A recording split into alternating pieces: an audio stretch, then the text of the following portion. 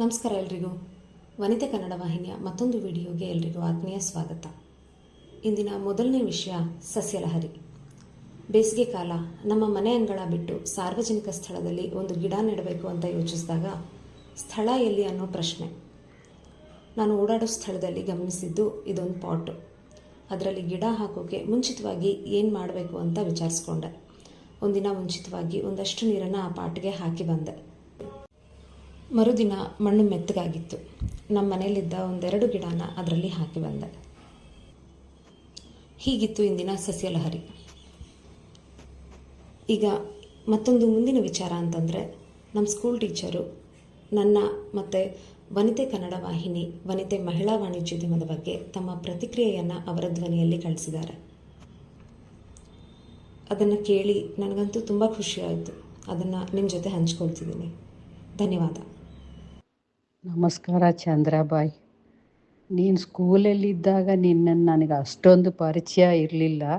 ನೀನು ಕನ್ನಡ ಮೀಡಿಯಮಲ್ಲಿ ಇದ್ದಿದ್ದಕ್ಕೋ ಏನೋ ನನಗೆ ಅಷ್ಟು ಕಾಂಟ್ಯಾಕ್ಟ್ ಇರಲಿಲ್ಲ. ಬಟ್ ಈ ಒಂದು ವನಿತೆ ಬಿಸ್ನೆಸ್ ಶುರು ಮಾಡಿದ್ಮೇಲೆ ನಿನ್ನ ಕಾಂಟ್ಯಾಕ್ಟ್ ಸಿಕ್ಕಿದ ಮೇಲೆ ಪರವಾಗಿಲ್ಲ, ನಮ್ಮ ಮಕ್ಕಳು ಇಷ್ಟು ಮದುವೆ ಆದಮೇಲೂ ಓದ್ಕೊಂಡು ಮತ್ತು ಸ್ವಂತವಾಗಿ ಬಿಸ್ನೆಸ್ ಮಾಡಿಕೊಂಡು ಎಲ್ಲ ಮಹಿಳೆಯರಿಗೂ ಒಂದು ರೋಲ್ ಮಾಡೆಲ್ ಆಗಿರೋದು ನೋಡಿದ್ರೆ ತುಂಬಾ ಸಂತೋಷ ಆಗುತ್ತೆ.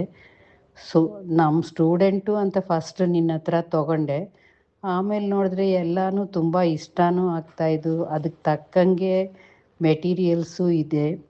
ಅದು ಇಲ್ಲದೆ ಹಬ್ಬಗಳಿಗೆ ತಕ್ಕಂಗೆ ಯಾವ ಹಬ್ಬಕ್ಕೆ ಏನು ಬೇಕೋ ಅದನ್ನು ನೀನು ಮಾರಾಟ ಮಾಡೋದು ನೋಡಿದ್ರೆ ತುಂಬ ಸಂತೋಷ ಆಗತ್ತೆ.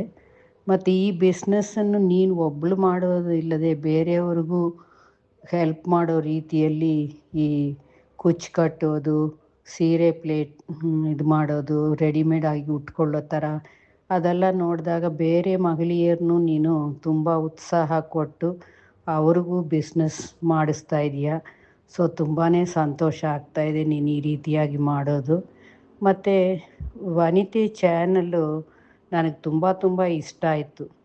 ಮುಖ್ಯವಾದ ಕಾರಣ ಈ ಸುಧಾಮೂರ್ತಿ ಸ್ಟೋರಿಗಳು ಓದೋಕ್ಕಾಗದೇ ಇರೋರು ಕನ್ನಡದಲ್ಲಿ, ಮತ್ತು ಓದೋಕ್ಕೆ ಟೈಮ್ ಇಲ್ಲದೆ ಇರೋರು, ಇವ್ರಿಗೆಲ್ಲ ನೀನು ಓದಿ ತೋರಿಸೋದು, ಆ ಓದೋದಲ್ಲಿ ಏರಿಳಿತಗಳು ಎಲ್ಲನೂ ತುಂಬ ಇಷ್ಟ ಆಗಿದೆ.